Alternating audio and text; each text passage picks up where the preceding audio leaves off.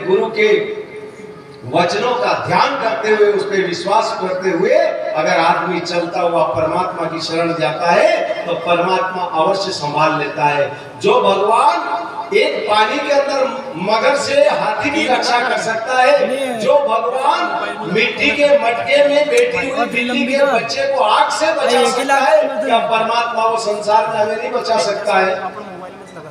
इतनी सारी जानकारी हमें होने के बावजूद भी हम जैसो चतुर आदमी नहीं, हमने मनक के बनाए जो तो बनाया, लेकिन भगवान के धर्म के भी बेवकूफ बनाने की लाइन में खड़ा हो गया। इससे बड़ा अपराध कोई नहीं। हर भजन में कहा जाग रे नर जाग प्यारे, अब तो तू जाग रे।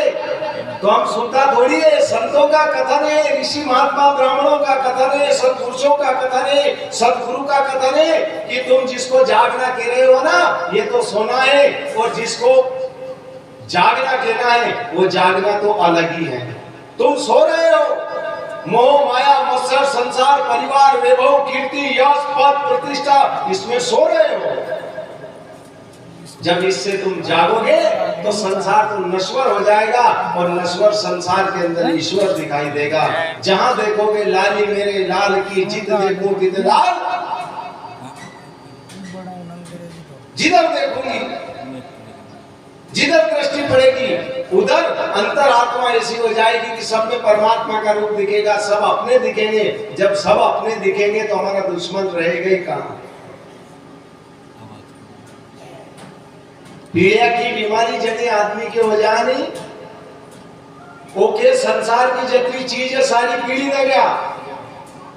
जेकर हृदय की बीमारी हो जाओ के संसार की सारी चीज पीड़ी दिखे, जबकि ऐसा है नहीं।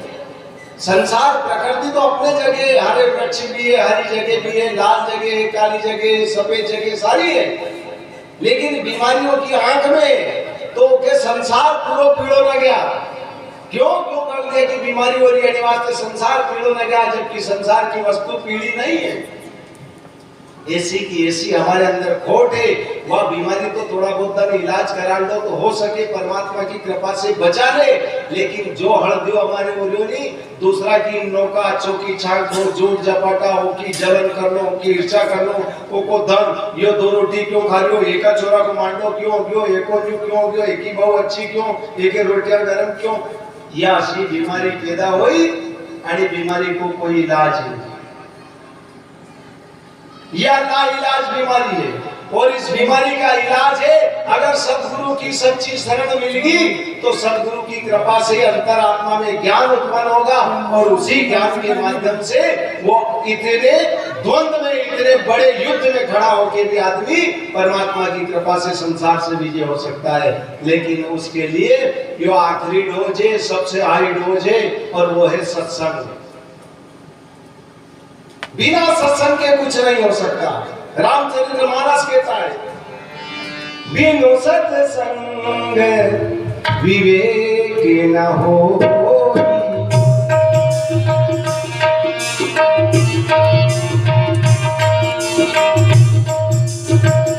बिनु सत्संग विवेक न हो, बिनु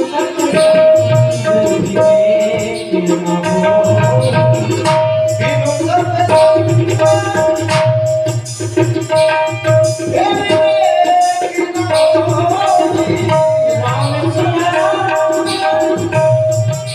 न हो।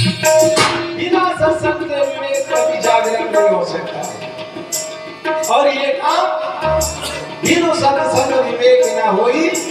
और अंतिम बात है, राम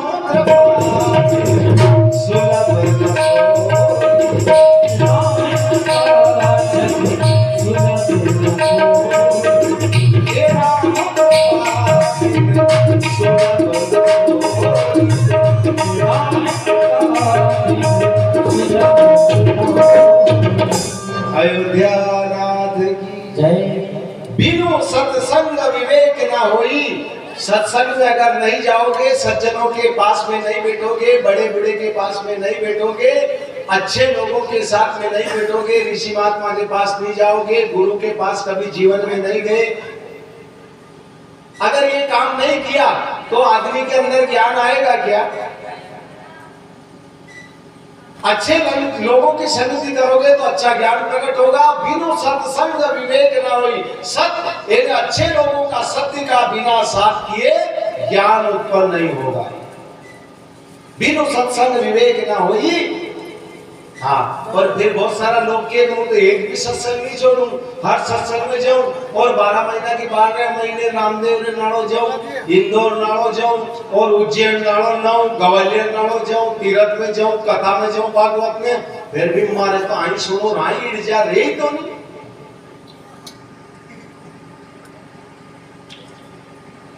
तो ये चौपाई बता रहा है, ये तुलसीदास जी लिख रहे हैं कि बिनु सत्संग विवेक ना होई।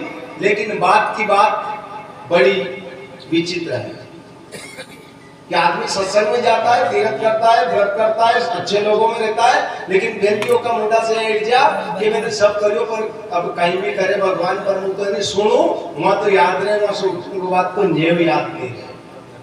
यो कई कारण है। ये कारण चौपाई में पीछे बताया कि बिनु सत्संग विवेक ना होई। और सत्संग में भी चल गयो तो सत्संग का ज्ञान प्राप्त करना हमारे बस का नहीं है। क्यों? क्योंकि जिसके बस का है उसका नाम दे दिया।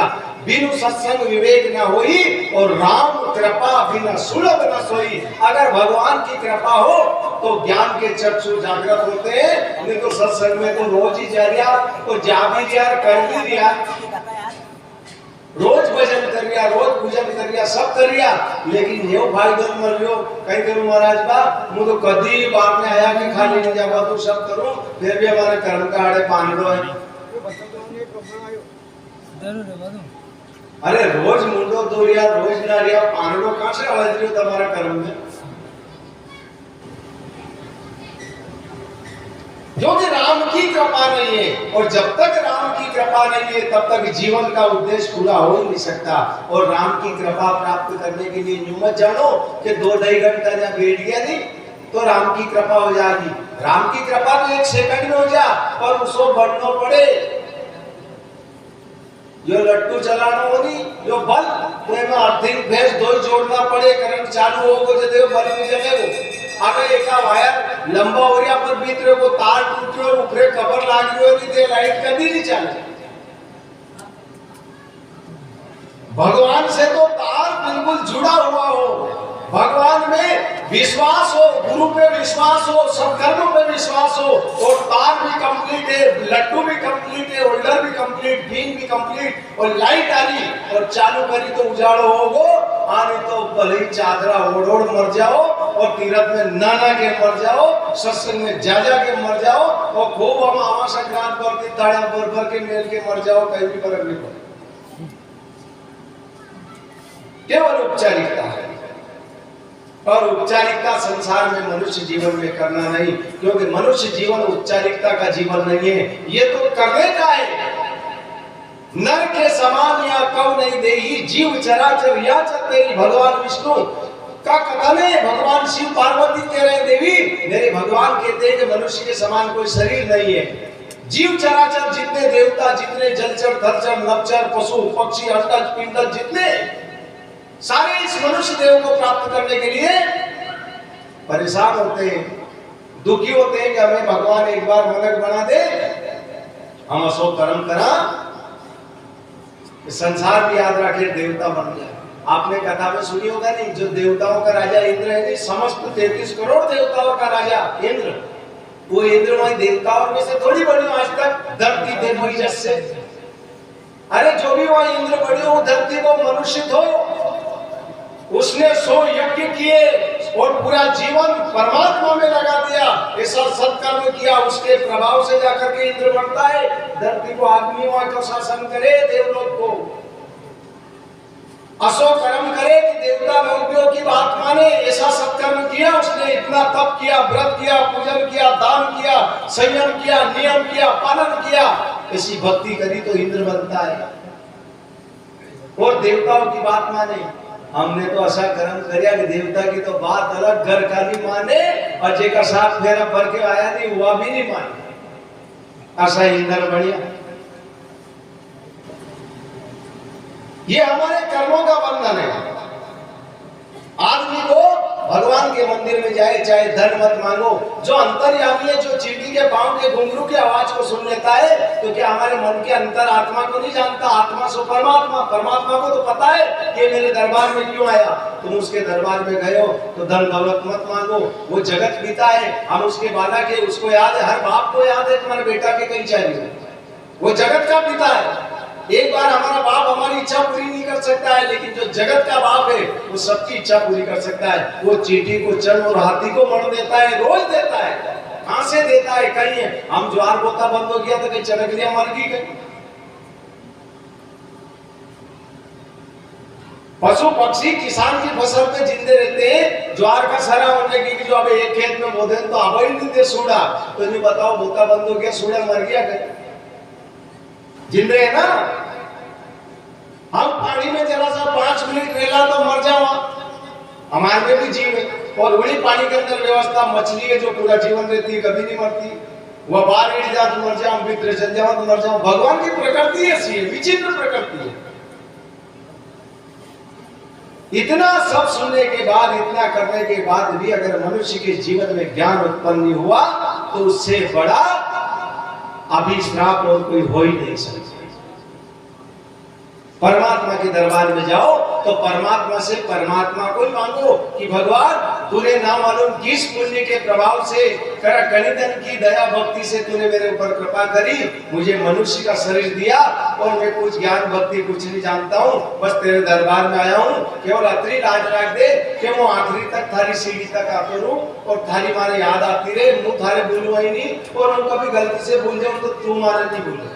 बस इतनी कृपा मांग लो तो भगवान याद रखिए। जो बेटो रोज माँ बाप के दुख देखे, रोज पूछ के जाने पूछा पड़ जा रही हो, पछोड़ जा रही हो, उज्जैन जा रही हो, और सांझे आवे जाते फिर दुख देख मुँह गए तो आगे ईमानदारी की बात रखो। अगर वो एकदम दुख देके गए और सांझे टेंशन ही आए तो वो बाप आई चाहिए भरे और देखिए यार वो देखियो तो गए वो के लिए कोशिश करे, वो पूछे वो यार वो बेटो अब तक नहीं आयो। ये कि ये जगत पिता के दरबार में जो रोज जाता आता है ना, उसको भगवान को परवाह है कि आज मेरा भक्त क्यों नहीं आया, आज कहां रह गया। बस अतरी बड़ी को ज्ञान है के लिए 7 दिन को यज्ञ कर दियो। राजा परीक्षित के सामने सुखदेव जी ने यही सिखाया, ये सुनाया, सारी कथाएं सुनाई, और कभी भी मोह माया के बंधन से जुड़े मत लेना। हमारा शास्त्र कहता प्रियव्रत उत्तानपाद की जो संतान थी उसके वंश में एक भरत नाम का राजा हुआ था, और ऐसा प्रतापी राजा हुआ था कि जिसके नाम से हमारे देश का नाम भारत पड़ गया, भारत नाम से विख्यात हो गया। लेकिन मेरे भाई जरा सी चूक है नहीं, बहुत बड़ी।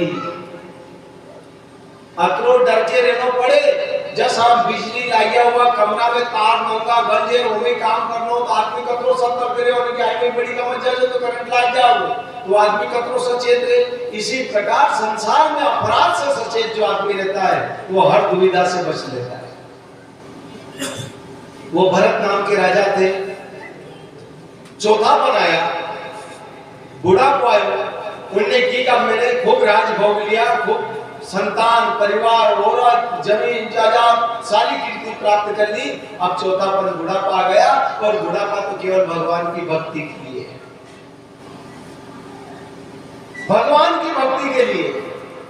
अब मुझे राजपाट छोड़ करके और मुझे जंगल में जाकर के तपस्या करना चाहिए। एक बात बताओ, संत महात्मा जितना भी होया वे जंगल में जाके या कोई कंदरा गुफा में जाके उन्हें भक्ति क्यों करी? क्योंकि यहाँ संसार की माया जो है, संसार की चिंता चोट, संसार का वैभव, संसार की कीर्ति, संसार का यश अपयश, ये चीजें भक्ति करने नहीं देती, अनसे भक्ति नहीं हो। और जब सब भगत बैठे हो उनमें भक्ति हो सके, क्योंकि सब भक्त है, सब परमात्मा की बात करने वाले। तभी तो मीराबाई ने मेवाड़ का त्याग कर दिया, पत्र लिख दिया तुलसीदास जी को, बोले महाराज ये मेरे ससुराल वाले, मैं राजघराने में आई हूँ, लेकिन मेरा मन तो बचपन से भगवान कृष्ण में लगा हुआ है, और मेरे परिवार वाले मेरे को भजन नहीं करने देते, मैं बिना भजन के रह नहीं सकती। एक दूत के हाथ में पत्रिका लिख करके काशी पहुंचा दी। तुलसीदास जी ने पत्र पढ़ा तो उसमें लिखा कि मैं मेवाड़ की रानी हूँ। ये लोग कहते हैं मैं तो भगवान की रानी हूँ, लेकिन मुझे मेवाड़ की रानी कहते हैं, लेकिन मैं तो भगवान को अपना जीवन सब कुछ दे चुकी हूँ, लेकिन ये मेरे परिवार वाले भजन नहीं करवा दे। ये नटे कि तू राजमाता होकर के तंबूर लेके साधुड़ाओं में नाचे तो हमारी इज्जत का कांकरा हो जा, आणि वास्ते हमारे भक्ति नहीं करवा दे, और मैं बिना भक्ति के रह नहीं सकती हूँ, मैं क्या करूं? तो तुलसीदास जी ने उसी दूत के हाथ पत्र लिख दिया कि जाको प्रिय न राम बेदेही तई क्षण छोड़िए चाहे परम सनई। एक ही उत्तर दिया कि जिसको भगवान की भक्ति, गुरु की भक्ति, जिसको अपना उद्धार करने के लिए सत्कर्म करने की जिस परिवार में इजाजत नहीं मिले, उस परिवार को तई क्षण छोड़िए चाहे परम सनई। कच्चो मुहूर्त देख के छोड़ दो, उसी क्षण छोड़ देना चाहिए, उस परिवार का त्याग कर देना चाहिए और परमार्थ की ओर बढ़ लेना चाहिए। और ये पत्र पढ़ा और मीरा ने मेवाड़ का त्याग कर दिया और संतों की सभा में चली गई, जिसकी कथा सुन करके हम रात भर ताया भी था, नाचा भी सही। मीरा तारे कई लागे गोपाल और भले सगुल भाई गोपाल हो तो उगड़ो दुश्मन लागे।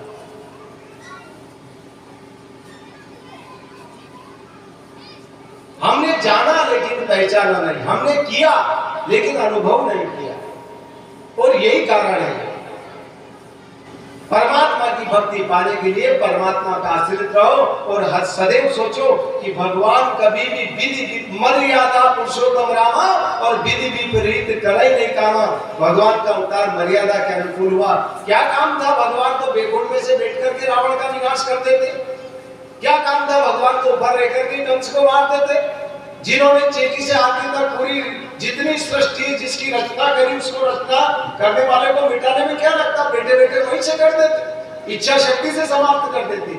हम मनुष्यों के लिए आए कि चाहे मैं भगवान हूँ, चाहे रावण कितना बलवान हो, चाहे कंस कितना बलवान हो, चाहे जरासंध कितना बलवान हो, कितने ही आप पापी अत्याचारी हो, लेकिन अगर तुमने तुम्हारी मर्यादा का पालन किया तो एक व्यक्ति भी संसार से विजय हो सकता है। भगवान राम अयोध्या से गया था तो दो भाई गया था वो, और गेरे माता जानकी को लेकर के गए, कमजोरी का साधन लेकर के गए। इंसान औरत की जगह कमजोर रहता है, कमजोरी का पात्र वाले भगवान राम लक्ष्मण दोनों गए, और लंका का राजा कितना बड़ा था, और कोई साधारण बात थी, उन्हीं टाइम पे हेलीकॉप्टर भी नहीं था, उन्हीं टाइम पे कोई नाव को साधन भी नहीं, तो हवाई जहाज का ही नहीं था, लेकिन उनका विधि के विधान के अंतर्गत चलना था। एक असुर ने जब उनके साथ अत्याचार किया तो वही मित्रता हुई, बंधु बांधव बने, जड़ी नगरी में जन्म हुए वहां का लोग ने तो